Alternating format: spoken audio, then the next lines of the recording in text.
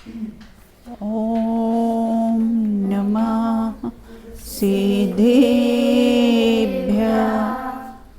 ॐ नमः सिद्धेभ्यः। ॐ नमः सिद्धेभ्यः। तत्त्वार्थ सूत्रकर्तारम् ग्रदपेक्षोपलक्षितम् वन्दे गणीन्द्रसञ्जात मुमा स्वामी मुनीश्वरम् मुमा स्वामी मुनीश्वरम् मोक्षमार्गस्य नेतारम् भेतारं कर्मभूभृताम् ज्ञातारं विश्वतत्त्वानां वन्दे तद्गुणलब्धये वन्दे तद्गुणलब्धये।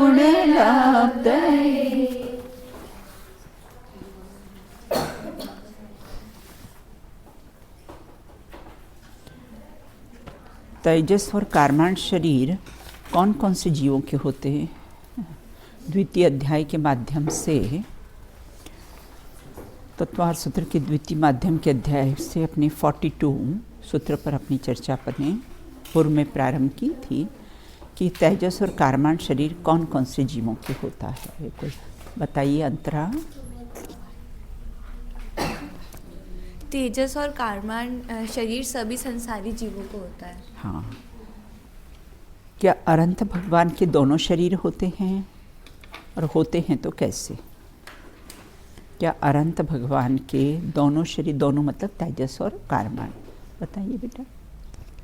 अनंत भगवान के दोनों शरीर विद्यमान है क्योंकि इन दोनों का जीव के साथ अनादि काल से संसार काल तक संबंध है। हाँ, इसलिए कैसा है, इनको भी कैसे हैं, ये दोनों शरीर होते हैं। 4 शरीर किन जीवों के होते हैं? 4 शरीर किन जीवों के होते हैं? हाँ चलो, हाँ बताइए विधि बताइए। आहारक रिद्धि युक्त छठे गुणस्थान वर्ती मुनि को औदारिक आहारक तेजस और कारमान शरीर होते हैं। हाँ, ये चारों शरीर कैसा है, उनको होते हैं बिल्कुल। क्या चक्रवर्ती नारायण बलभद्र आदि के वैकृक शरीर होता है? वे विक्रिया कैसे करते हैं? क्या वैकृक शरीर होता है, वो विक्रिया कैसी करते हैं? चलो बताइए रक्षा। चक्रवर्ती नारायण और बलभद्र आदि वैक्रिय शरीर नहीं होता है।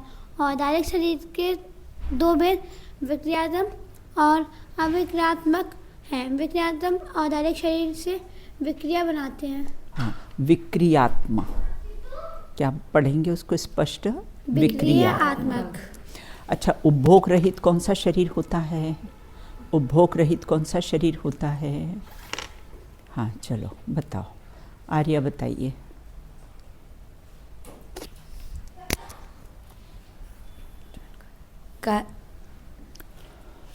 औदारिक आहारक शरीर उपभोग रहित होता है।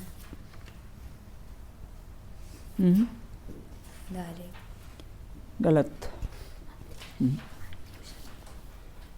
बताओ, उपभोग रहित कौन सा शरीर किसको होता है? उपभोग रहित 5 शरीर में कौन सा शरीर होता है? हाँ दृष्टि बताइए। कारमान शरीर उपभोग रहित। हाँ, कारमान शरीर कैसा है? उपभोग रहित है। सूत्र में ही आया है बेटा। हाँ, कारमान शरीर को निरुपभोग क्यों कहा है?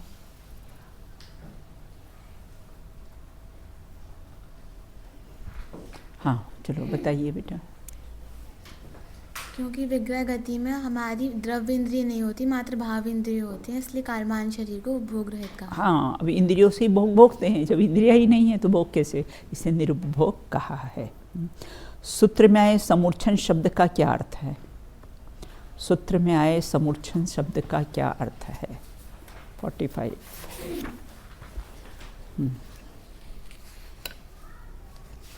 अभी अवनी से पूछूं, नहीं तो अभी अवनी रो देगी ना। बताइए अवनी।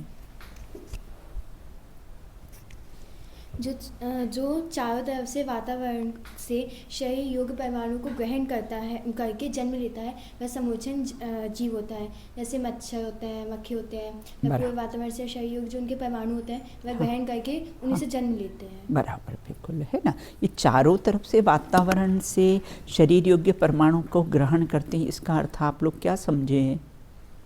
चारों तरफ से वातावरण से शरीर योग्य परमाणु को ग्रहण करते हैं, इससे आप लोग क्या समझे इस शब्द से? हाँ मोक्षी बताइए। जैसे आपने बताया था कि वहाँ का वातावरण जैसा रहता है, वहाँ की जो हवा पानी जो रहता है, तो वहाँ पर जो पुद्गल शरीर बनने योग्य जो परमाणु रहते हैं वो उस वातावरण के हिसाब से जो जीव होना रहता है वो सब मिलके फिर वो समूर्छन जीव। हाँ बराबर, वैसे है हवा पानी है ना। जैसे बीज होता है ना, बीज उत्पन्न कैसे होता है बेटा, है ना, उसको हवा पानी धूप इत्यादि से कैसा है वो बढ़ता है, उत्पन्न होता है।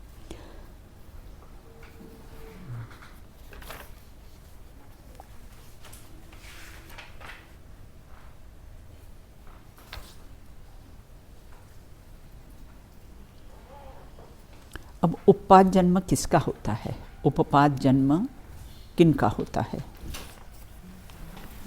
उपपाद, हाँ बताओ बेटा सौम्या। देव और नारकियों का उत्पाद जन्म। कैसे होते हैं? देव कैसे उत्पन्न होते हैं?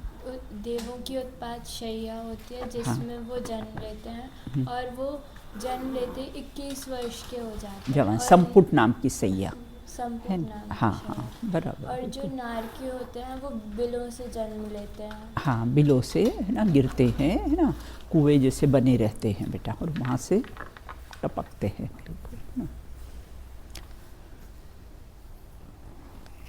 वैक्रिक शरीर और कैसे पैदा होता है? वैक्रिक शरीर और कैसे पैदा होता है? हाँ बताइए बेटा गाथा। वैक्रियक शरीर लब्धि से भी पैदा होता है।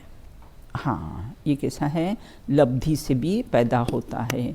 यहाँ पर लब्धि का अर्थ कैसे तपस्या इत्यादि से भी कैसा होता है? ये पैदा होता, मतलब वैक्रिक शरीर होता है।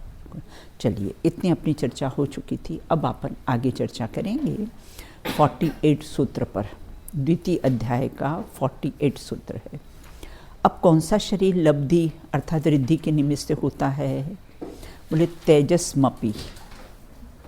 पढ़ लो एक बार। तेजस्मपि। हाँ अब यहाँ ये कहते हैं कि तेजस शरीर भी लब्धि से उत्पन्न होता है। सूत्र में प्रयुक्त अपि शब्द का क्या अर्थ है? तेजस्मपि हो गया ना, उसका संधि विच्छेद करेंगे तो क्या हो जाएगा? अपि। तेजस है ना, और तेजस्म, और फिर उसका संधि विच्छेद क्या करेंगे तो अपि हो जाएगा। तो सूत्र में अपि शब्द से यहाँ लब्धि प्रत्यय पद का ग्रहण होता है। प्रत्यय का अर्थ कारण होता है, जिसका अभिप्राय है कि वैक्रिक शरीर के समान तेजस शरीर भी लब्धि के निमित्त से प्राप्त होता है। तेजस शरीर तो कह ही दिया है ना, तेजस शरीर तो कहा है कि वैक्रिक शरीर के समान कैसा है तेजस। कारमान शरीर तो कहा ही है, लेकिन यहाँ पर कैसे तेजस शरीर भी कैसा है? लब्धि के निमित्त से प्राप्त होता है। तेजस मतलब जो शरीर में कांति देता है। तेजस शरीर भी कैसा? शरीर में कांति देता है ना। और लब्धि से प्राप्त होने वाले तेजस शरीर के कितने भेद होते हैं? बोले लब्धि निमित्तक जिसको कहते हैं, सूत्र में आएगा ना, अभी आने वाला है आगे। तो लब्धि से प्राप्त होने वाला जो तेजस शरीर के कितने भेद होते हैं, पूर्व में भी हमने इसकी चर्चा की थी कि लब्धि से प्राप्त होने वाले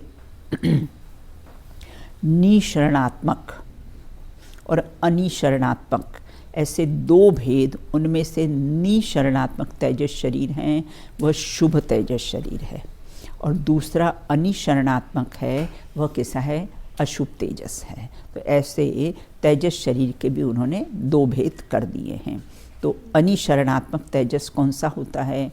औदारिक, वैक्रियक, आहारक शरीर में जो तेज अर्थात किसी चमक उत्पन्न करने वाला हो, वह शरीर और अनिशरणात्मक तेजस शरीर है ना। कैसा? औदारिक, वैक्रिक और आहारक तीन शरीरों में कैसा तेज, कांति, शाइनिंग, ग्लो, ये जो चमक उत्पन्न कराने वाला, देखते ना किसी के चेहरे पे बहुत चमक होती है, किसी के चेहरे पे कैसी होती है चमक, कम होती है। तो तेजस शरीर के परमाणु अधिक हो तो अच्छा हो, बिल्कुल, है ना।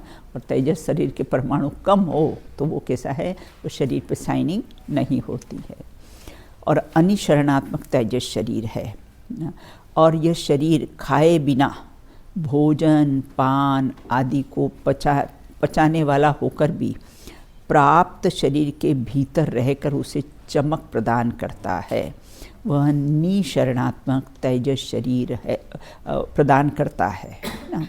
जैसे आदिनाथ भगवान थे ना, 6 महीने तक तो कैसा हुआ, आहार नहीं मिला, और 6 महीने तक उपवास, 1 साल तक हो गया, 1 साल तक कुछ खाया पिया, फिर भी शरीर जो का त्यों सुंदर। अपने यहाँ तो एक उपवास करे तो शाम तक सब पूछना जाते भैया सब ठीक तो है ना। और वहाँ 6 महीने तक तो उपवास और 6 महीने तक आहार की विधि नहीं मिली। और चक्रवर्ती भी होते हैं ना, वो भी हमेशा 28 साल के जवान होते हैं।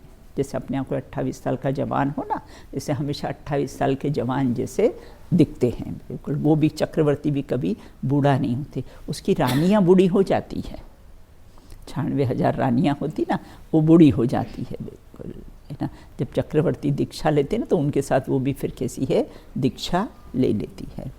अब निशरणात्मक तेजस शरीर कौन सा होता है? जो लब्धि से प्राप्त हो, मतलब रिद्धियों से जो प्राप्त होता है, वह निशरणात्मक तेजस शरीर उसको कहते हैं। अब कहते हैं कि जो अशुभ तेजस किसे कहते हैं, उसके भी 2 भेद कर दिए हैं ना, शुभ और अशुभ। अपने चार्ट बताया था ना, चार्ट अपने पूर्व में कैसा है बताया था ना, कि कैसे हैं, उसमें भी शुभ और अशुभ। देखो इसमें भी है निशरणात्मक, अनिशरणात्मक और निशरणात्मक। स्वरूप क्या है उनका? तो अनिशरणात्मक शरीर को जो कांति देता है, जो शाइनिंग देता है, और निशरण क्या होता है? शरीर के बाहर निकलने वाला होता है। शुभ और अशुभ, है ना। शुभ हो तो शंका इत्यादि हो, जिनालय की वंदना हो तो निकले, एक बात। और दूसरा कैसा है, कहीं पर किसी को दुर्भिक्ष अकाल वगैरह हो ना, तो निकलता है। और स्वामी की अपेक्षा से देखें तो सभी संसारी जीव को अनिशरण तेजस होता है। और निशरण किसको होता है? रिद्धिधारी मुनिराजों को ही होता है। और किसका परिणाम है, किसका परिणाम है? ये तेजस वर्गणाएं होती ना, 22 प्रकार की वर्गणाएं होती है। जैसे भाषा वर्गणा से शब्द रूप परिणमित होता है, और तेजस वर्गणा से क्या होता है? तेजस वर्गणाओं से ये तेजस शरीर बनता है। और आहार वर्गणा से कैसा होता है? ये औदारिक शरीर, मनुष्य और तिरेज का जो शरीर बनता है ना, औदारिक शरीर, वो कैसे आहार वर्गणाओं से बनता है। और कैसा ये तेजस शरीर कैसा होता है? तेजस वर्गणाएं होती, उन्हीं का परिणमन होता है। बोलिए। इसमें लिखा है तेजस शरीर लब्धि से भी उत्पन्न होता है, तो हमारे पास तो अनादि से है, तो फिर उसे फिर से उत्पन्न क्यों करते? कौन सा? तेजस और कार्बन बराबर, बिल्कुल, हाँ हाँ, अनादि से भी उत्पन्न होता, तो फिर से क्यों उत्पन्न? हाँ हाँ, देखो अनादि से तो है, कोई चीज़ अनादि से भी है ना, मिथ्या तो अनादि से भी है, लेकिन फिर सम्यक रूप परिणमन होता है कि नहीं? उसका होता है ना। तो बहुत सी चीज़ें कैसे अनादि से हो, लेकिन कैसा है, अब अनादि से 2 शरीर का संबंध होता है, लेकिन सिद्धालय होने पर, सिद्ध दशा प्रकट होने पर शरीर छूट जाता है ना। तो इस प्रकार से यहाँ ये कहते हैं कि अशुभ तेजस किसे कहते हैं? उग्र चारित्र वाली, मतलब मुनिराज, अति क्रोधी, मुनिराज को भी क्रोध आ जाता है ना, अति क्रोधी यति, यति मतलब मुनिराज के, तेजस लब्धि होने पर जिस पर वह क्रोध करता है, तो उसके बाएं कंधे से 12 योजन लंबा है ना, 9 योजन चौड़ा, है ना। योजन का माप अपने देखा था ना, कृत्रिम और अकृत्रिम। जो अकृत्रिम को मापने का किस्सा है 2000, हाँ, और किसे कृत्रिम को 200 योजन का, हाँ, मतलब वो कृत्रिम को मापने का नाप होता है, बिल्कुल। तो यहाँ ये कहते हैं कि ऐसा बाएं कंधे से, लेफ्ट बाएं कंधे से 12 योजन लंबा और 9 योजन चौड़ा और सुच्च अंगुल के संख्यात्मक भाग प्रमाण मोटा। 3 चीज होती ना, लंबाई, चौड़ाई और मोटाई। तो सुच्च अंगुल के असंख्यात्मक भाग प्रमाण मोटा। और कलर कौन सा होता है? जपा कुसुम के समान। जपा कुसुम मतलब किसे? लाल रंग का, मतलब सिंदूरी। ये इनको लगा देते ना, हनुमान जी वगैरह को वैसा सिंदूरी कलर लगाते ना, ऐसे सिंदूरी कलर का। और तेज चमकदार शरीर निकलता है। मुनि के क्रोध के पात्र पदार्थ को कैसा होता है? भस्म करके उस मुनि के शरीर में प्रवेश कर जाता है और फिर क्या करता है? वो मुनि को भी भस्म कर देता है। अति क्रोध के कारण वो अशुभ तेजस निकलता है। उसका प्रमाण बताया कितना? 12 योजन लंबा, 9 योजन चौड़ा और कैसा है? सुच्च अंगुल के, मतलब मोटाई उसकी बहुत कम रहती है। और कलर कौन सा होता है? सिंदूर के आकार का लाल कलर होता है। और जिसको उसको भस्म करना हो ना, तो वहाँ जाके उसको जलाता है, उसको आके फिर अपने शरीर में भस्म करके स्वयं को भी जला लेता है। ऐसा ये अशुभ तेजस होता है। बोलिए। वो कौन से मुनिराज से जिनके अंदर तो शरीर निकला था, उसने पूरे द्वारिका को जला दिया था? बताओ। तो उनका वो भी तेजस शरीर था ना? वो अशुभ तेजस है ना? वो भी लाल कलर का। हाँ, बस वो अशुभ तेजस जो निकलता है ना, तो उसका ये प्रमाण ही बेटा बताया कि इतना लंबा, इतना चौड़ा और सिंदूर आकार का, और वो पदार्थ को जलाकर फिर स्वयं को भी भस्म कर देता। वो अशुभ तेजस होता है। बिल्कुल। कौन सा? नहीं, लब्धि से कैसे प्रकट होगा बेटा? वो लब्धि मतलब अपने रिद्धि ली थी ना, लब्धि का अर्थ अपने रिद्धि लिया था। ये तो क्रोध के कारण प्रकट होता है। मुनिराज को ही क्रोध के कारण कोई तीव्र ऐसा उनको क्रोध आ जाए, तो ये क्रोध लिखा ही है ना उसमें, अति तीव्र क्रोधी यति। यति मतलब मुनिराज। तो उनको भस्म करके तेजस शरीर को अशुभ तेजस समुद्घात भी कहते हैं। दीपायन मुनि का अपने यहाँ उदाहरण आता है आगम में। अब शुभ तेजस किसे कहते हैं? अशुभ तेजस में तो इस प्रकार के परिणाम होते हैं, अति क्रोध के कारण निकलता है। अब शुभ तेजस पूर्व में भी अपन चर्चा कर चुके हैं। उग्र चारित्र वाले दया। उग्र मतलब मुनिराज जो उग्र चारित, बहुत तपस्वी हों, ऐसे मुनिराज को दया के कारण, वो क्रोध के कारण और ये दया के कारण। तो दया अनुकंपा से भरे हुए मन वाले संयमी मुनिराज के लोक कल्याण की भावना से ये दाहिने कंधे से, और वो कौन से कंधे से? हाँ, अंतर ध्यान रखना, शुभ तेजस और अशुभ तेजस में दोनों में क्या अंतर पाया जाता है। तो वो कैसे हैं? दाहिने कंधे से, मतलब राइट, सीधे कंधे से। क्या बात है बेटा? क्या बात है? उपयोगी धर लगाओ, आराध्य। तो इस प्रकार से अनुकंपा से भरे हुए मन वाले संयमी मुनिराज को लोक कल्याण की भावना से दाहिने कंधे से हंस शंख के समान श्वेत वर्ण, वो कौन सा होता है? सिंदूरी रंग का। अशुभ तेजस सिंदूरी रंग का, और ये कौन सा होता है? श्वेत वर्ण का।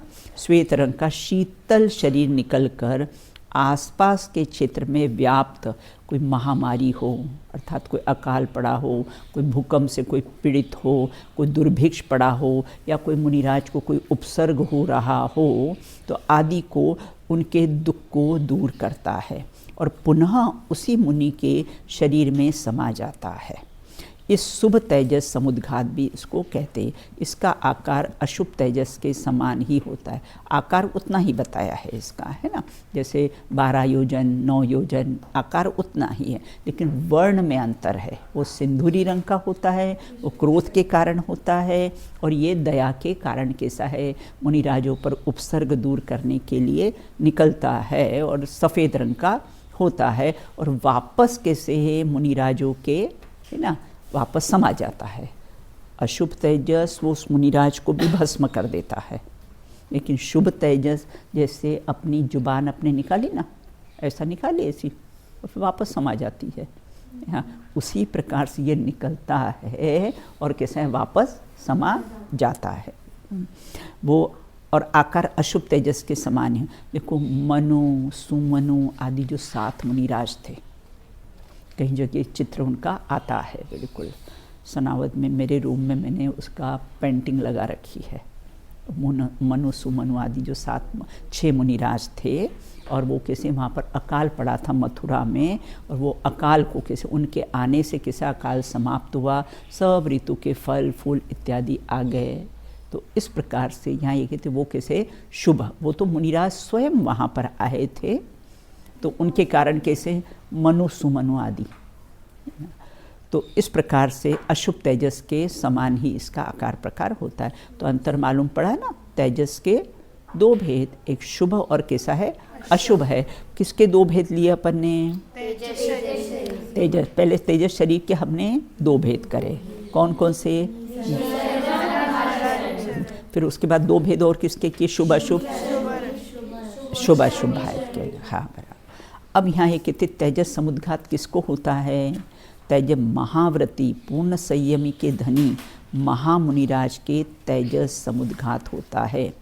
किंतु मात्र कौन से मुनिराज को सम्यक में, कौन से सम्यक्त वाले मुनिराज को होता है? बोले उपशम सम्यक्त वाले मुनिराज के तेजस समुद्घात नहीं होता है। भाई तेजस समुद्घात उसको कहो, ऊपर लिखा है ना, उसको अशुभ तेजस समुद्घात, उसको शुभ तेजस समुद्घात कहा गया है। तो ये उपशम सम्यक्त वाले मुनिराज गुण, तो छायोपशमिक सम्यक्त हो, छायिक सम्यक्त हो, उनको हो सकता है। अब तेजस समुद्घात किन किन दिशाओं में फैलता है? जैसे अपने केवली समुद्घात देखा था ना, वो तो पूरे उसमें लोक पूरण सब दूर कैसा है, धुएं के समान सब दूर फैल जाता है। लेकिन ये कैसे हैं, कहाँ फैलता है? ये 10 दिशाओं में फैलता है। 10 दिशाएं कौन सी होती है? आपने छडाला में पढ़ी है ना 10 दिशाएं। कौन कौन सी होती 10 दिशाएं? पूर्व, पश्चिम, उत्तर, दक्षिण, ईशान, आग्नेय, नैऋत्य और वायव्य, और ऊपर ऊर्ध्व और मतलब छडाला में आई है दिशा, चित्र में आई हुई है। नाम वगैरह का अच्छा, अभी आप लोगों ने नहीं पढ़ा, राइट बिल्कुल है ना। अभी आपको 3 ही पढ़ाई ना ढाले है ना, छडाला में है ना, ये 10 दिशाओं का चित्र बनाया हुआ है पूरा, है ना। तो हाँ ये है ना, एक तो पूर्व पश्चिम उत्तर दिशा, नैऋत्य, ईशान, नैऋत्य, वायव्य और आग्नेय, और ऊर्ध्व और अधो। अब यहाँ ये कहते 10 दिशाओं में कैसा है फैलता है। तेजस समुद्घात की स्थिति कितने समय की होती है ना? तो तेजस समुद्घात की स्थिति संख्यात समयों की होती है। उसका काल बता दिया है कि संख्यात समयों की होती हैं। अब कहते हैं आहारक शरीर का क्या स्वरूप है? तेजस शरीर का तो स्वरूप उन्होंने बता दिया। अब कहते हैं आहारक शरीर का क्या स्वरूप है? बोलो बेटा। जो शुभ तेजस होता है, अशुभ तेजस दोनों ही वापस समा जाते हैं। कौन से? अशुभ तेजस तो भस्म कर देता है ना, और शुभ तेजस कैसा अपने में समा जाता है। जबान का मैंने उदाहरण दिया था ना आपको। हाँ बोलिए बेटा।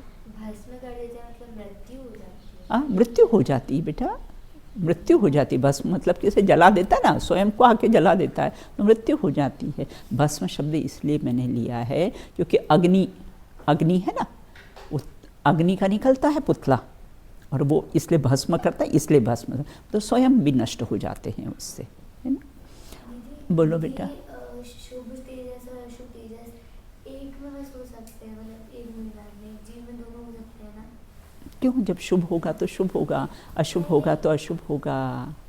ऐसे कैसे? अलग अलग टाइम जिस परिणाम बदल गए तो अशुभ हो गया। हाँ हाँ हाँ। और फिर अच्छे परिणाम है तो शुभ हो गया। नहीं, अब अगर अशुभ हुआ तो देह ही समाप्त हो जाएगी ना बेटा। अशुभ हुआ तो देह ही समाप्त हो जाएगी, है ना। बोलिए। हाँ, तो मतलब अशुभ तेज शरीर की मतलब मृत्यु हो गई है, और जो हमारा शरीर जिस शरीर में से निकला है उस शरीर की भी मृत्यु हो जाएगी, वो शरीर भी भस्म हो जाएगा। हाँ हाँ, उसमें आके उसको भी तो फिर क्या कह रहे बेटा? हाँ हाँ हाँ, औदारिक शरीर था ना उनका भी, द्विपायन मुनि का भी औदारिक शरीर था। तो उनके में से अशुभ तेज शरीर निकला था। हाँ हाँ, निकला था ना। तो फिर वो भस्म द्विपायन मुनि भस्म हो गए। हाँ बिल्कुल, है ना, अति क्रोध के कारण निकला था ना, भस्म हो गए थे वो तो। देखो बेटा, मैंने कहा ना सामान्य चर्चा कैसी है ना। सामान्य चर्चा तो आगम में आपको ऐसी ही पढ़ने को मिलेगी कि दीपायन मुनि ने द्वारका नगरी को जलाया, है ना, लेकिन वो अशुभ तेजस निकला ना, है ना, अशुभ तेजस निकला और बोले वो मरकर फिर कैसे अग्नि कुमार देव हुए। ये मेरे को कल्पना बहन ने उनके प्रवचन में आया था और फिर मैंने उनसे सुना था। आगम में मैंने कोई नहीं पढ़ा है इसको, कल्पना बहन की क्लास में मैंने सुना था कि वो कैसा है, ये सामान्य चर्चा है कि दीपायन मुनि ने द्वारका नगरी को जलाया है, लेकिन कैसे द्वारका नगरी को नहीं जलाया, वो तो मरकर अग्नि कुमार देव बने और अग्नि कुमार देव ने वो द्वारका नगरी को जलाया, ऐसा होना का। देखिए सामान्य चर्चा ऐसी ही आपको मिलेगी कि दीपायन मुनि ने कैसा है द्वारका नगरी को जलाया। चलिए, अब कहते आहारक शरीर का क्या स्वरूप होता है? सब एक एक शरीर, यहाँ बिल्कुल पूछने की ज़रूरत ही नहीं है ना, पूछने की ज़रूरत नहीं। अपने को प्रमाद आए तो स्वयं ही खड़े हो जाओ बेटा, है ना। वो कैसा है, समझो अपन दर्शनावणी कर्म की प्रकृतियों को टाल रहे हैं, है ना। चलिए, शुभम विशुद्धम व्याघाती, शुभम विशुद्धम व्याघाती, शुभम विशुद्धम व्याघाती, शुभम विशुद्धम व्याघाती, चाहारकम, चाहारकम, प्रमथ संयतस्येव, प्रमथ संयतस्येव, प्रमथ संयतस्येव, प्रमथ संयतस्येव। फिर से, शुभम विशुद्धम व्याघाती, शुभम विशुद्धम व्याघाती, चाहारकम, चाहारकम, प्रमथ संयतस्येव, प्रमथ संयतस्येव, उसको प्रमथ संयतस्येव ऐसा। हाँ चलो पढ़ लीजिए आप एक बार। शुभम विशुद्धम व्याघाती, चाहारकम, प्रमथ संयतस्येव। चलो पढ़ो, पढ़ो बेटा, आप पढ़ो। शुभम विशुद्धम व्याघाती, चाहारकम, प्रमथ संयतस्येव, प्रमथ संयतस्येव। य पे दो बिंदी है ना, तो कैसा है, उसको संधि विच्छेद करेंगे तो एव हो जाएगा उसका, है ना। चलिए, हाँ चलो पढ़ो, चलो पढ़ो बेटा। शुभम विशुद्धम अव्याघाती, चाहारकम, प्रमथ संयतस्येव। अब यहाँ ये कहते हैं आहारक शरीर का क्या स्वरूप होता है, तो बोले वो तो शुभ ही होता है। भावलिंगी संतों को शुभ क्यों कहा है? क्योंकि शुभ कार्य के लिए निकलता है, वो जिनालय की वंदना करने के लिए इनके लिए निकलता है ना, तो उसको कैसा है, शुभ कहते हैं। शुभम विशुद्ध परिणाम से, व्याघात मतलब घात से रहित, व्याघात अर्थात घात से रहित, और क्या आहारकम, च आहारकम मतलब आहारक शरीर, और किसको होता है, प्रमथ, है ना, अर्थात जो प्रमथ संयत जो मुनिराज होते हैं उनको कैसा है, ये आहारक शरीर होता है ना। प्रमथ संयत सेव अर्थात प्रमथ संयम वाले मुनिराजों को ये आहारक शरीर होता है। अब कहते हैं आहारक शरीर को शुभ क्यों कहा गया है? आहारक शरीर को शुभ क्यों कहा गया है? चूँकि यह शरीर आहारक काय योग रूपी शुभ कर्म का कारण है। शुभ भाव होते हैं, शुभ कर्म का कारण है, अतः इसे कैसा है शुभ कहा है। या तो जिनालय की वंदना इत्यादि का भाव हो, या तो कोई तत्वों की शंका का। हाँ बोलो बेटा। प्रमथ, प्रमथ का अर्थ नहीं अपन बोलते हैं ना, छठवां गुणस्थान अपना कौन सा है? प्रमथ। मुनिराज के 2 गुणस्थान, प्रमथ मतलब छठवां गुणस्थानवर्ती मुनिराज, और अप्रमथ मतलब सप्तम गुणस्थानवर्ती मुनिराज, है ना। मतलब प्रमथ क्यों कहा है? मुनिराज को क्या प्रमाद आता होगा? सौम्या, तुमको प्रमाद आता है तो मुनिराज अब नहीं आता, आएगा भी नहीं। मैं जो बोलती हूँ ना उसका प्रयोग करो तो बिल्कुल प्रमाद नहीं आएगा, है ना। डिक्शनरी में से निकाल दो उस प्रमाद शब्द को। प्रमाद और बोर शब्द अपनी डिक्शनरी में नहीं होना चाहिए, है ना। आप अपने आप को इतने व्यस्त रखो, आपको लगे नहीं ये बोर क्या चीज़ होती है, हाँ? और ये प्रमाद क्या चीज़ होती है ना। मुनिराज को कौन सा प्रमाद होता होगा बेटा? आराध्या, नियति। मुनिराज प्रमादी होते हैं? आहार, विहार, शिक्षा, दीक्षा, प्रायश्चित, इसके कारण उनको प्रमाद कहा है। क्यों? अपने स्वरूप से बाहर आ गए ना बेटा। शिक्षा दीक्षा देना हो तो अपने स्वरूप से बाहर आ गए, बस उनका वही प्रमाद। उनका वो सोना प्रमाद नहीं है। अपन जो प्रमाद सोने को कहते हैं ना, सोते कितना है? भूमा ही पिछली रयन में कच्छू, है ना। कुछ ही समय सोते हैं और फ्रेश फ्रेश फ्रेश। कितना सोते हैं?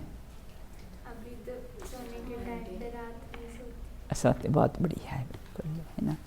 अब यहाँ ये कहते हैं कि इस प्रकार से आहारक शरीर शुभ विशुद्ध, देखो कितने विशेषण बताएं। एक तो शुभ होता है, दूसरा विशुद्ध परिणाम से, तीसरा व्याघात रहित, उसका कोई घात नहीं कर सकता है कि उसको कोई गोली से शूट कर दे या तलवार से मार दे ना, ऐसा उसका कोई घात कर सकता नहीं। तथा वो किसको होता है? प्रमथ संयत, मतलब छठे गुणस्थान में लिया है। सप्तम गुणस्थान में तो शुद्धोपयोग दशा होती है, अपने में लीन रहते हैं। जब छठे गुणस्थान में आते, मुनिराज झूलते रहते ना, छठवें और सातवें में झूलते रहते हैं। छठवें में आए तो ये विकल्प आ जाता है आहार का, विहार का, उपदेश देने का, है ना। और सप्तम गुणस्थान में हो गए तो अंदर चले गए।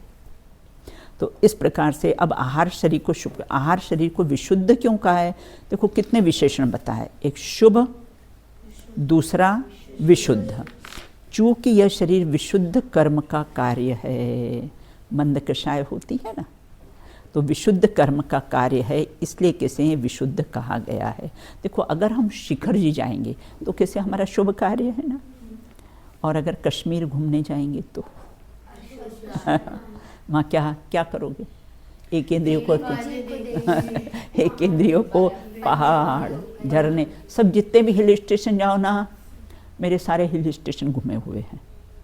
जितने भी हिल स्टेशन जाना ना, तो बस वो कैसे हैं? सनसेट, सनराइज, झरने, बोटिंग, गार्डन, इसके अलावा आपको कुछ नहीं मिलेगा।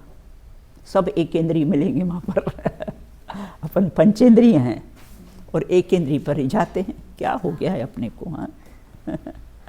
तो इस प्रकार से यहाँ ये कहते हैं, चूँकि यह विशुद्ध कर्म, गार्डन, यूलिप गार्डन, उधर विदेशों में यूलिप गार्डन, यहाँ भी होते होंगे, बिल्कुल एक जैसे बहुत सुंदर सुंदर फ्लावर, येलो कलर के, पीले कलर के, इस कलर के, है ना। मैंने कहा ये कलर तो वर्ण है और वर्ण पुद्गल है, और अपन कौन है? जीव है, चेतन है ना। तो चेतन हो के वो अचेतन पे ही जाना, हाँ, वर्ण पे ही जाना, वर्ण पुद्गल की पर्याय है ना। देखो ये पढ़ने से अपने को लाभ है। ये अपन जिनवाणी पढ़ते हैं ना बेटा, तो अपने को बाहर का कोई भी अट्रैक्शन नहीं रहता है ना। ये सब चर्म चक्षुओं से सिर्फ पुद्गल दिखाई देता है और कुछ दिखाई नहीं देता है, देख लेना आप ना। और आत्मा कैसा है? अनुभव रूपी चक्षु से दिखाई देगा, उसका अनुभव रूपी चक्षु से ही अनुभव होगा उसका। तो यहाँ ये कहते विशुद्ध कहा है। आहारक शरीर को व्याघात रहित क्यों कहा है? देखो ये भी समचतुर संस्थान वाला होता है, न किसी को रोकता है, न किसी से कैसा है रुकता है। चूँकि आहरक शरीर वज्रपटल आदि से भी व्याघात नहीं होता। वज्रपटल मतलब कैसे, लोहे से भी कोई मजबूत चीज़ हो ना तो उससे भी कैसा इसका घात होता नहीं है। हनुमान जी के बारे में कहते हैं ना, उनको कोई रोक नहीं सकता था। अपन ये रामायण वामायण में आता है, बिल्कुल है ना। तो इसे व्याघात रहित कहा गया है, बिल्कुल आर का पार निकल जाए, है ना, कोई उसको रोक सकता नहीं है, बिल्कुल।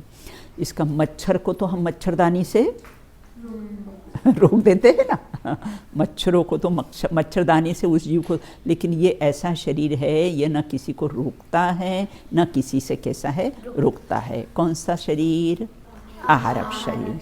इस सूत्र में प्रमथ संयत के ही कहने का क्या अभिप्राय है, प्रमथ संयत को क्यों लिया है यहाँ पर, इसका अर्थ है आहारक शरीर न तो अव्रतियों को होता है, जिन्होंने व्रत धारण नहीं की ना उनको नहीं होता है, न ही देशव्रति, देशव्रति मतलब पंचम गुण स्थानवर्ती, न तो उनको होता है, न कैसे हैं तथा श्रेणी आरोहण करने वाले जीव के भी आहारक नहीं होता है। 8वें गुण स्थान में जब जीव श्रेणी मानता है उनको भी ये कैसा है नहीं होता है। इसलिए क्या दिया है, प्रमथ संयत मतलब 6वें गुण स्थानवर्ती मुनिराजों को ही है ना होता, उनको ही विकल्प आता है। आगे तो शुद्ध उपयोग दशा है, विकल्प भी नहीं आता है उनको। तो इस प्रकार से उनको था 6ठे गुणस्थानवर्ती प्रमथ संयत मुनिराजों के ही होता है। आरिका, एलक, क्षुल्लक, देशव्रति उनको नहीं होता है।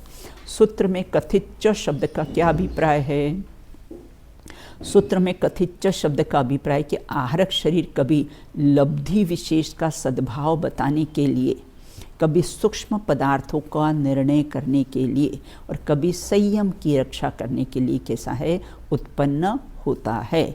इसलिए कैसा है, जैसे विष्णु कुमार मुनिराज को तो स्थूल था, उनको रक्षा करने का भाव आया ना, संघ की रक्षा करने का भाव आया, तो ऐसे संयम की रक्षा करने के लिए उत्पन्न होता है। आहारक शरीर का आकार प्रकार कैसा होता है, आहारक शरीर का आकार प्रकार कैसा होता है, आहारक शरीर एक हाथ प्रमाण। क्या बात है, हाँ बोलिए। जैसा आहारक शरीर को मतलब मैं कहा ना वज्रपटल, मतलब लोहे से ज़्यादा मजबूत कौन सी धातु होती है, लोहे से ज़्यादा मजबूत, हाँ वही तो वज्रपटल, वज्रपटल इसमें का ना वज्रपटल, वज्रपटल मतलब है ना क्या होता है, लोहा तो एक बार बेटा कैसा है उसमें जंग लग सकती है, खराब हो सकता है, लेकिन वज्रपटल ऐसा होता है मतलब वज्र वृषभ नारा सहनन शरीर है ना, वो किसी से टकराए तो वो चूर चूर हो जाए और उसको खरोच तक नहीं आए, मतलब लोहे से भी ज़्यादा मजबूत कोई शरीर होता है तो वज्रपटल, व्रज वृषभ नारा सहनन जो अंतिम शरीर होता है, जो मोक्षगामी जीव होते हैं उनको होता है ये है। तो इस प्रकार से यहाँ ये कहते हैं अब आहारक शरीर का आकार प्रकार कौन सा होता है, आहारक शरीर एक हाथ प्रमाण, सर्वांग सुंदर, आंगोपांग सहित, सम चतुर संस्थान से युक्त, हंस के समान धवल वर्ण वाला और सप्त धातुओं से रहित। अपना शरीर कैसा है, सप्त धातु से सही, नीचे स्फटिक मणि की मूर्ति रखी हुई है वो सप्त धातु से रहित, तो आर पार दिखता है ना, और विष अग्नि शस्त्र आदि बाधाओं से मुक्त, वज्रशिला स्तंभ जल पर्वत आदि में गमन करने में समर्थ होता है, कहीं भी चला जाए वो बिल्कुल, और चलेगा भी तो कैसा चलेगा, जल में भी चलेगा जैसे अपन सीधे चलते ना ऐसा चलेगा बिल्कुल ना। यह प्रमथ संयत मुनिराज के मस्तक से उत्पन्न केवली के पाद मूल में जाकर वापस लौटकर आ जाता है बिल्कुल।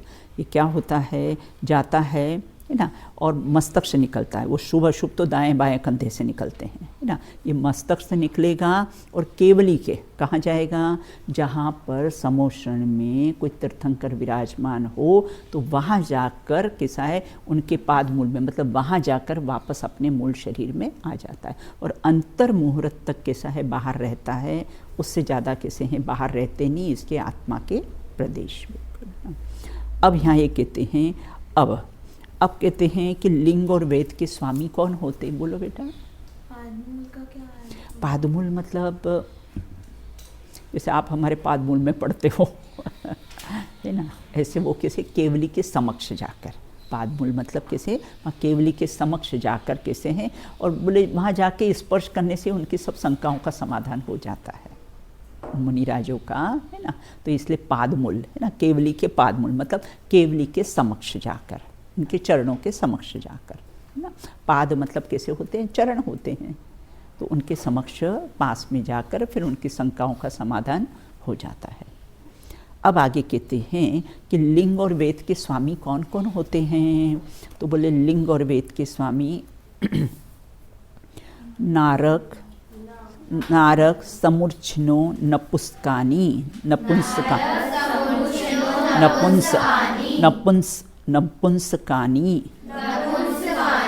नारक, समूर्छनो, नपुंसकानी। एक बार फिर से पढ़ लीजिए। चलो पढ़ो, चलो पढ़ो बेटा। नारक, समूर्छिनो, नपुंसकानी। मेरी क्लास में तो परमात्मा का कोई सवाल ही नहीं उठता है, न खुद सोऊंगी न सोने दूंगी। मैंने जैसे ट्रस्ट में बोलती ना, एक पैसा किसी को खाने दूंगी न खाऊंगी मैं, न सोना, मैं खुद प्रमाद नहीं पुष्ट करूंगी और किसी को भी प्रमाद पुष्ट करने नहीं दूंगी। चलो बेटा, ये तो देखो मेरा भाव है, बाकी जिसका जैसा उदय हो उसको कौन रोक सकता है। अब आगे कहते हैं नारक, है ना, लिंग और वेद में अंतर। लिंग है ना, नारक ना, और कौन होते हैं नपुंसक, नारकी, है ना, और कौन होते हैं समूर्छिनो, समूर्छन जीव, है ना, नपुंसक होते हैं, है ना। तो नारक और समूर्छिनो नपुंसकानी, वो नपुंसक ही होते हैं बिल्कुल ना। और नारक जीव और समूर्छन जीव कैसे होते हैं न, देखो नपुंसक होते, मेरे को कोई भी कहीं जगह कोई सिक्सर दिख जाता है ना, मैं सोचती हूँ कि अरे अरे ना, ये सम्यक दर्शन प्राप्त कर सकता है। सिक्सर नहीं होते, सिक्सर को आप लोग क्या बोलते हो, किन्नर, है ना। तो वो कहीं दिख जाते हैं, अब जाते हैं गाड़ी में जाते हैं ना, तो कितने दिख जाते हैं, ट्रेन में भी चले आते हैं और उसमें भी बिल्कुल ना। अभी एसी में तो उनका प्रवेश निषेध कर दिया है, तो वहाँ पर क्या होता है, ये दिख जाते हैं, तो मैं उनके बारे में विचार करती हूँ। दो तरह से बेटा विचार करती हूँ ना। एक तो विचार में करती हूँ कि देखो, है ना, ये नपुंसक है शरीर से, लेकिन ये सम्यक दर्शन प्राप्त कर सकता है, क्योंकि नारकी सब कैसे नपुंसक ही होते हैं। दूसरा विचार करते हो किन परिणामों से ऐसी पर्याय मिली, किन परिणामों से मिली इनको ऐसी पर्याय जो सबके हंसी के पात्र होते हैं, है ना। इनको देखते ही हंसी आ जाती है ना लोगों को, तो हंसी के पात्र होते हैं। तो किन परिणामों से मिलती बेटा ऐसे, हाँ, स्पर्शन इंद्री की अति आसक्ति परिणाम हो, काम वासना के बहुत परिणाम तीव्र हो स्पर्शन इंद्री का, उससे कैसी है ऐसी पर्यायों में जन्म हो जाता है। बोलो बेटा। लेकिन ये क्यों कहते हैं कि उनकी ब्लेसिंग अच्छी होती है? अरे अरे, ये मिथ्या मान्यता कहाँ से ले आए जैनों में, बिल्कुल नहीं। मेरे को अभी कहाँ मिल गए थे, हम जा रहे थे गाड़ी में जा रहे थे, तो वो आए कुछ मांगने, तो मैंने कहा कि काम क्यों नहीं करते हो, हमारे ट्रस्ट में बहुत काम है, काम करने आओ, मांगने क्यों चले आते हो। वो चलते ही बने आगे बिल्कुल। फिर बिल्कुल गलत बात मान्यता है, ये लोगों ने ऐसा दे दे के इनको, है ना, बिल्कुल निकम्मे बना दिया है। दीदी ऐसा होता है जितने पैसे मांगते हैं, हाँ, उनको नहीं देते तो बदबुएं लेके चले जाते हैं, तो बिल्कुल गलत बात, बिल्कुल ये दिमाग से मिथ्या मान्यता निकाल देना, बिल्कुल नहीं नहीं नहीं, बिल्कुल नहीं। देखो अपन तो जैन दर्शन पढ़े हुए ना, जैन धर्म, कोई एक द्रव्य दूसरे द्रव्य का बुरा कर सकता नहीं जब तक अपना पाप का उदय नहीं है। जब तक अपना पाप का उदय नहीं आए तब तक कैसा है, कोई भी किसी का बुरा कर सकता ही 3 काल में, गांठ बांध लो ये बिल्कुल ना। और सुना है कि शादियों में आते हैं तो बहुत बहुत पैसा लेकर आते हैं, मेरे जैसे तो फूटी कौड़ी दूँ उसको, बिल्कुल कर ले तेरे को जो मेरा करना हो, बिल्कुल। हाँ, तो चले आते ना, ये हमने तो आदत बिगाड़ रखी है, विदेशों में तो नहीं होते हैं ऐसे कोई, हाँ, मांग ही नहीं सकते आप पैसा, बिल्कुल। हमने क्यों आदत बिगाड़ रखी, और वो बद दुआएं दे जा किसी की दुआएं अपने को लगती है क्या, हाँ? किसी के बुरा सोचने से अपना बुरा होता है क्या? नहीं होता ना। अपना बुरा अपने पाप पुण्य के अनुसार होगा ना। देखो अगर किसी के सोचने से होता बेटा, तो मन ही मन तो किसका सब लोग बुरा सोचते नहीं है। मन ही मन तो एक दूसरे का बेटा कितना बुरा सोचते हैं। तो फिर किसी के बुरा सोचने से बुरा होता है? नहीं होता ना। बिल्कुल डरना नहीं, निशंक रहना, है ना। कोई कुछ आपका इतना किंचित मात्र भी बिगाड़ नहीं सकता है। बिल्कुल देख, उसने गाली दी, अपन ले तो अपने पास, नहीं तो तेरी गाली तेरे पास। कोई चीज़ आपने आराध्या मेरे को दी और मैं बोलती नो थैंक्स तुम्हारे पास, है ना। वो अपने को बद्दुआएं दे के गए, अपन ले तो ठीक है, नहीं तो तुम्हारे पास है कि नहीं। बिल्कुल डरना नहीं, उनकी आदतें बिगाड़ना नहीं। काम करो, मांगने चले आते हो तो बिल्कुल ना। मेरे पास तो जो आता है मैं उसको यही बोलती, भैया आपको काम करना चाहिए, हमारे ट्रस्ट में बहुत काम की कमी है, आप आइए हम आपको काम दिलवाते हैं। बिल्कुल, है ना। बिल्कुल आदत बिगाड़ना नहीं है बेटा। दीदी कर्म भूमि थोड़ा जो मांगोगे मिल जाएगा। वो कर्म भूमि जैसे करते हैं, जो मांगोगे वो मिल जाएगा। वो जितने पैसे से भोग भूमि में क्यों देना? बिल्कुल अपनी फाइल चलाते हैं दुकान पे आके, 500 रुपए ही दो, नहीं 2000 रुपए दो। कहना 5 पैसे भी नहीं दूंगी। 2 गालियाँ ही दी जाएगा ना, दे। अपना क्या जाता है, अपन तो अरूपी तत्व है, अपन आत्मा है, अपने को कोई देखता नहीं तो कि गाली कैसे देगा। अपने पास तो इतने साधन है खुश रहने के। ऐसा अपने को तत्व मिल गया बेटा, जैन दर्शन, इतने बढ़िया सिद्धांत अपने को मिल गए, कोई अपने को दुखी कर ही नहीं सकता है। बिल्कुल, है ना। तो इसने मस्त रहना, बिल्कुल। ये तो आनंद रहने का मार्ग अपने को मिला है। बिल्कुल। ये जैन गर्ल्स का खुश रहने का कारण क्या है? कौन बोले? अदर गर्ल्स पूछती हैं ऐसा जैन गर्ल्स इतना खुश कैसे रहती हैं? तो फोन भी नहीं रहता, कुछ भी नहीं रहता। फिर और तुम्हारे पास फ़ोन रहता है, तुम दुखी है ना। कहना इसीलिए हम सुखी, क्योंकि हमारे पास मोबाइल नहीं है। तो इसलिए हाँ, चलो ये चलता, कुछ चर्चाएं बीच में आ जाती है ना। मैं तो सोचती थी आज ये पूरा कर दूंगी, बिल्कुल, है ना। बिल्कुल। अब देखो, लेकिन मुझे ऐसा लगता है कि नहीं बताऊंगी तो कौन बताएगा बेटा, है कि नहीं। मैं तो अपना चिंतन बताती हूँ कि मैं कैसा चिंतन करती हूँ किसी को देख कर। बिल्कुल। तो मैं दोनों तरफ से चिंतन किया, एक तो इस प्रकार से, दूसरा करती हूँ कि देखो किस परिणामों से ऐसी पर्याय मिलती है। दोनों तरफ से विचार करना अपन ने, है ना।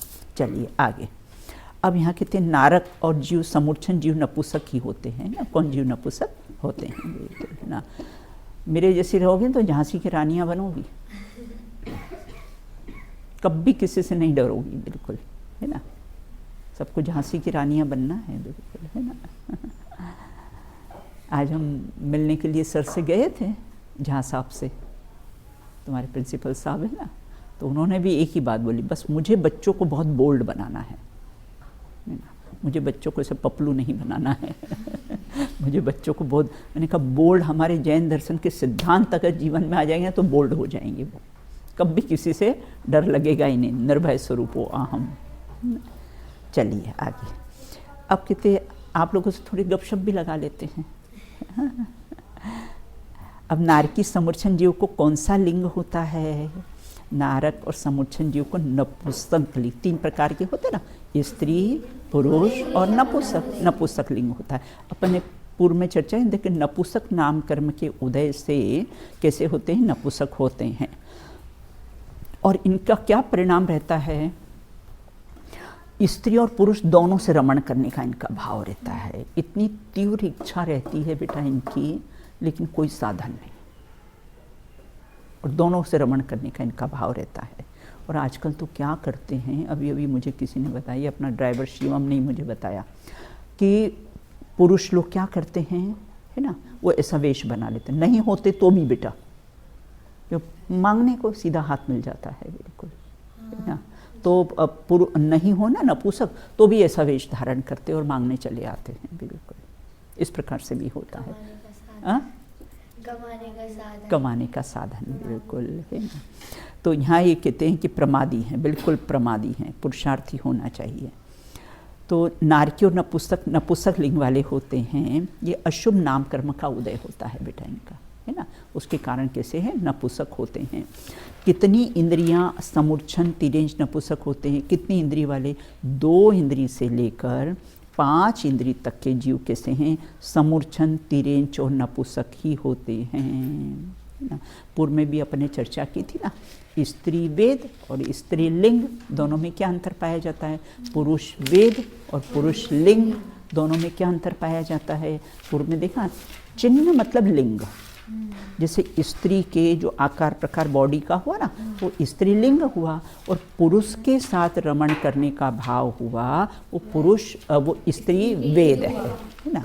और जैसे पुरुष लिंग और पुरुष वेद, जो पुरुष का आकार प्रकार जो शरीर का होता है वो कैसे पुरुष लिंग, और वेद मतलब स्त्री के साथ रमण करने का भाव हुआ। हाँ, और कैसे नपुंसक को दोनों से रमण करने का भाव होता है। बिल्कुल देखो, द्रव्य वेद जीवन पर्यंत एक जैसा रहता है बेटा, सॉरी, ये जो द्रव्य लिंग होता है ना भाई, स्त्री जीवन पर्यंत स्त्री ही रहेगी, पुरुष जीवन पर्यंत पुरुष ही रहेगा, उसका चिन्ह कोई बदलने वाला नहीं है बिल्कुल ना। लेकिन भाव बदल सकते हैं ना, भाव कैसे हैं, बदलते रहते हैं बिल्कुल। अब 2 इंद्रिय से लेकर कितनी इंद्रियों के जिस समूर्छन नपुंसक होते हैं, 2 इंद्रिय से लेकर 5 इंद्रिय तक कैसे समूर्छन तिरेंच नपुंसक होते हैं। देखो भाव बदल जाते हैं ना। पहले तो भाव बहन को देखकर क्या भाव हुआ, देशभूषण कुलभूषण मुनिराज को कैसे है ना विकार हो गया, मन में विकार पैदा हो गया बहन को देखकर, और फिर बाद में कैसा हुआ, परिणाम जो बदल गए, वैराग्य हो गया बिल्कुल ना। अपना जो वो परिणाम हुआ ना, बहन को देखकर जो मन में विकार का परिणाम हुआ ना, उसका प्रायश्चित के लिए उन्होंने क्या, ब्रह्मचर्य महाव्रत धारण कर लिया। एक परिणाम आया विकार का, तो उसका कैसा प्रायश्चित किया बेटा, है ना, कि ब्रह्मचर्य महाव्रत धारण करने के उनको भाव हुए हैं। और इस प्रकार से है ना, भाव कैसे हैं, बदलते रहते हैं, कभी विकार परिणाम हो, कभी कैसा है अविकारी परिणाम हो। अब समूर्छन जीव कौन सी गति के जीव कहलाते हैं, सब कैसे हैं, तिरेंच गति के। समूर्छन जीव कौन सी गति के जीव, समूर्छन तिरेंच गति के जीव कहलाते हैं। देखो इनको कैसे हैं, जलती हुई भट्टी के समान विषय वासना के परिणाम होते हैं। आपने कोई भट्टी देखी होगी ना, वो तो ऐसे बहुत जल रही हो बिल्कुल है ना, जिसमें काफ़ी लो निकल रही होते हैं। आगम में बेटा इसका आया है कि ऐसे जलती हुई भट्टी के समान कैसे हैं इनको, जो नपुंसक होते हैं ना, उनको ऐसे बिल्कुल इतने तीव्र वासना के उनके परिणाम होते हैं। अब कहते हैं चलो अंतिम ले लेते हैं, है ना। अब न देवा, क्या कहते हैं, न देवा, न मतलब नहीं, देव कैसे होते, नपुंसक नहीं होते हैं। मनुष्य और तिरेंच नपुंसक हो सकते हैं, होते भी हैं, हो सकते भी हैं, लेकिन देव कैसे होते हैं, नियम से वहाँ 2 ही होता है, स्त्री और पुरुष, है ना। ऐसे भोग भूमि में भी नपुंसक नहीं होते हैं, वहाँ भी 2 ही वेद होते हैं। होते तो अपने मनुष्य में तो होते हैं बेटा, देखते ही दिखे अपने को, अपने भोग भूमि में नहीं, भोग भूमि, हाँ नहीं, वहाँ स्त्री ना आर्य और आर्या ऐसा कहते हैं, वहाँ पर ये नाम होते हैं वहाँ पर। तो हाँ बोलो बेटा। हाँ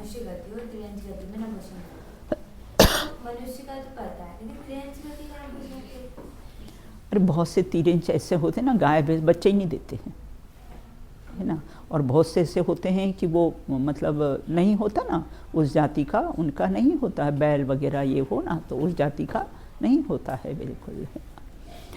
तो जैसे अपने यहाँ भी होते ना जो नपुंसक, ऐसे जैसे अपने यहाँ भी होते ना, तो ऐसे वहाँ तिरेंच में भी होते हैं। अब अपने को बेटा दिखाई नहीं देते हैं, लेकिन आगम में आया है ना तो होते हों, और जो इसके एक्सपर्ट होते हों वो जानते होंगे, है ना। अपन तो नहीं जानते हैं, जो इनका बिजनेस वगैरह ये करते हैं ना। ये देखो क्या होता है, अपने विदेशों में जो कुत्ते होते हैं ना बेटा, कुत्तों को क्या करते हैं, जो कुत्तों को बेचने का बिजनेस करते हैं, वो वहाँ कुत्तों को नपुंसक कर देते हैं, जो कुतिया जो होती है ना, जो ताकि उसका कैसा गर्भ धारण नहीं हो, है ना।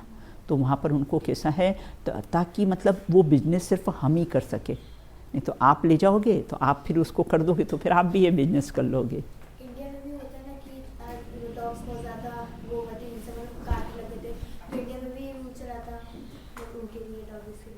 क्या कहते हैं भैया? वहाँ वहाँ नपुंसक कर देते हैं बेटा। यहाँ भी करते हैं, मुझे नहीं मालूम, मुझे तो नहीं मालूम बेटा। और दूसरी उनकी वॉइस निकाल देते हैं। वहाँ के कुत्ते भौंकते ही नहीं हैं। मैं 5 महीने रहकर आई थी, मैंने कहा यहाँ के कुत्ते भौंकते क्यों नहीं है? तो मालूम पड़ा कि वॉइस निकाल देते हैं, इसलिए भौंकते नहीं हैं। साउंड पोल्यूशन नहीं है ना। और अपने यहाँ तो कुत्ते गली में बहुत भौंकते हैं बेटा ना। तो इधर तो बहुत जीवों की रक्षा करते हैं, दूसरी तरफ जीवों के साथ ऐसा करते। क्या बैलेंस है जीवन का? साउंड पोल्यूशन के लिए आवाज़ ही निकालनी, आवाज़ ही निकाल। तुमको अब जीवन में कभी आवाज़ नहीं मिलेगी। उन परिणामों से तुम भी गूंगे हो जाओगे, तुम्हारी भी आवाज़ चली जाएगी। ये थॉट का कैंसर हो जाता है ना बेटा, तो उसमें क्या होती है? आवाज़ चली जाती है। हाँ, थॉट का कैंसर भी होता है, उसमें आवाज़ चली जाती। तो तुमने ऐसा किया ना, उस परिणामों का फल मिलेगा तुमको। कर्म कोई बांझ होते नहीं हैं, उनका बराबर कैसा है फल मिलता है, बिल्कुल। तो यहाँ ये कहते हैं कि देवों में कौन सा वेद होता है ना? न देवा मतलब कैसा होता है? देव नपुंसक नहीं होते हैं। देवों में कौन सा वेद नहीं होता? देवों में है ना, देवों के कौन सा वेद? मेरे में नहीं 2 बार आ गया, आप में भी 2 बार आया क्या? नहीं। हाँ, वो एक कैंसिल है। देवों में नपुंसक वेद नहीं होता। देवों के कौन कौन से वेद होते हैं? देव नपुंसक क्यों? हाँ, तो देव कैसे, नपुंसक कैसे? 2 ही होते, स्त्री और पुरुष। क्यों नहीं होते हैं? क्योंकि देव है ना, शुभ नाम कर्म के उदय से मिलती देवगति। अपने यहाँ तो 2 सूत्र है ना, सम्यक त्वं च और काम निर्तरा बाल तपांसी देवस्य। 2 कारणों से देवगति मिलती, या तो सम्यक दृष्टि, अगर सम्यक दर्शन सहित अगर देह परिवर्तन हुआ तो नियम से देवगति में ही जाएगा, विदेह क्षेत्र में नहीं जाएगा, कर्म क्षेत्र में नहीं जाएगा, कर्म भूमि में नहीं जाएगा। तो शुभ नाम कर्म के उदय से होते हैं। गर्भज, तीरेंच, मनुष्य तीनों वेद वाले होते हैं। भोग भूमि और मलेच्छ मनुष्य के से स्त्री और पुरुष 2 ही वेद होते हैं उनको। अब देवगति में स्त्री पुरुष 2 ही वेद होते हैं।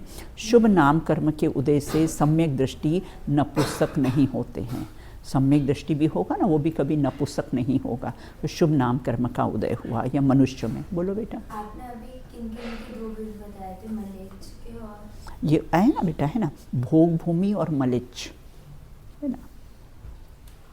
अब आप जब वो पढ़ोगे ना 3-4 अध्याय, तब उसमें है ना 6 खंड को जो जीतने जाता है ना, 1 आर्य और 5 मलेच्छ खंड, है ना।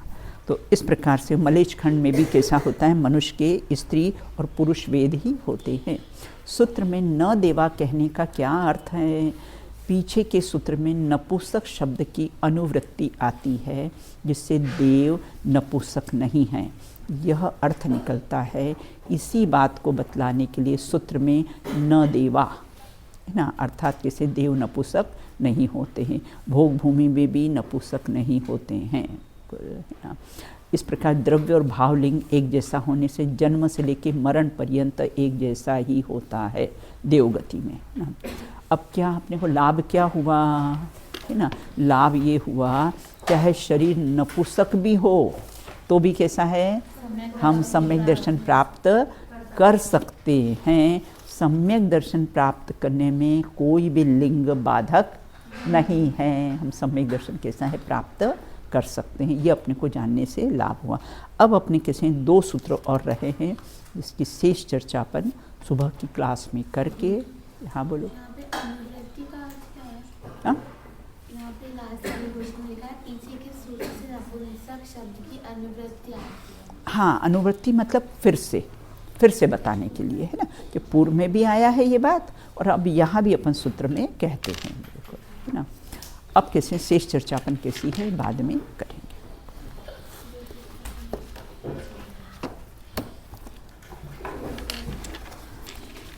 चलिए सूत्र पढ़ लीजिए। तेजस्मपि शुभम विशुद्धम अव्याभाति चाहारकम प्रमत्त संयतसेव नारद संभूषणो नपुंसकानि न देवा। चलो बोलो, बोलो। अहंकार का भाव न रखूं, नहीं किसी पर क्रोध करूं, देख दूसरों की बढ़ती को कभी न ईर्ष्या भाव धरूं, रहे भावना ऐसी मेरी, सरल सत्य व्यवहार करूं, बने जहाँ तक इस जीवन में औरों का उपकार करूं। बोलिए अनंतानंद सिद्ध परमेश जी भगवंतों की जय हो। नित्य बोधनीय दाक्षांगमयी जिनवाणी माता की जय हो। समस्त वीतरागी संतों की जय हो। अंतिम शासन नायक भगवान महावीर स्वामी की जय हो। तत्वार्थ सूत्र नामक महान ग्रंथ की जय हो। आचार्य गृद्धपिच्छ उमा स्वामी देव की जय हो। अहिंसा परमो जैन धर्म की जय हो। एक साथ बोलिए जय जिनेंद्र जय